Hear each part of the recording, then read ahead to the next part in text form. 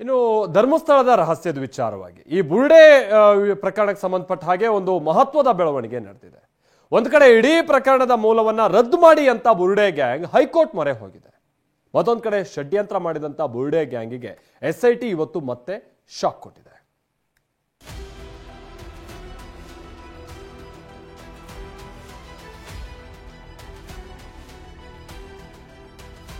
ಬುರುಡೆ ಗ್ಯಾಂಗ್ಗೆ SIT ಯಿಂದ ಮತ್ತೊಂದು notice. ವಿಚಾರಣೆಗೆ ಖುದ್ದು ಹಾಜರಾಗುವಂತೆ ಷರತ್ತುಬದ್ಧ ಸೂಚನೆ. ಧರ್ಮಸ್ಥಳ ಬುರುಡೆ ಕಹಾನಿ ಅಂತಿಮ ಹಂತ ತಲುಪಿದೆ. ಚಾರ್ಜ್ ಶೀಟ್ ರೆಡಿ ಮಾಡಲು SIT ಮುಂದಾಗಿದೆ. ಇತ್ತ ಬುರುಡೆ ಕೇಸ್ ರೂವಾರಿಗಳಾದ ಮಹೇಶ್ ಶೆಟ್ಟಿ ತಿಮರೋಡಿ, ವಿಠಲಗೌಡ, ಗಿರೀಶ್ ಮಟ್ಟಣ್ಣವರ್, ಜಯಂತ್ ಟಿಗೆ ವಿಚಾರಣೆ ಹಾಜರಾಗಲು SIT ನೋಟಿಸ್ ನೀಡಿತ್ತು.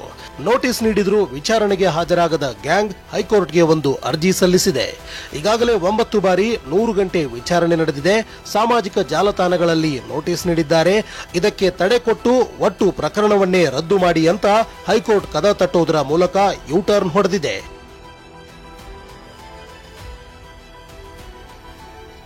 ಇದರ ಬೆನ್ನಲ್ಲೇ ಫೀಲ್ಡಿಗಿಳಿದ SIT ಇಂದು ಬುರುಡೆ ಗ್ಯಾಂಗ್ಗೆ ಮತ್ತೆ ನೋಟಿಸ್ ನೀಡಿದೆ.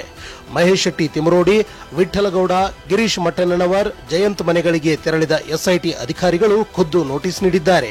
PSI ವಿನೋದ್ ತಂಡ ಬೆಂಗಳೂರಿಗೆ ಹೋಗಿ ಜಯಂತ್ ಮತ್ತು ಗಿರೀಶ್ ಮಟ್ಟಣ್ಣನವರ್ ಮನೆಗೆ ನೋಟಿಸ್ ಅಂಟಿಸಿ ನವೆಂಬರ್ 3ಕ್ಕೆ ವಿಚಾರಣೆಗೆ ಹಾಜರಾಗುವಂತೆ ಸೂಚಿಸಿದೆ.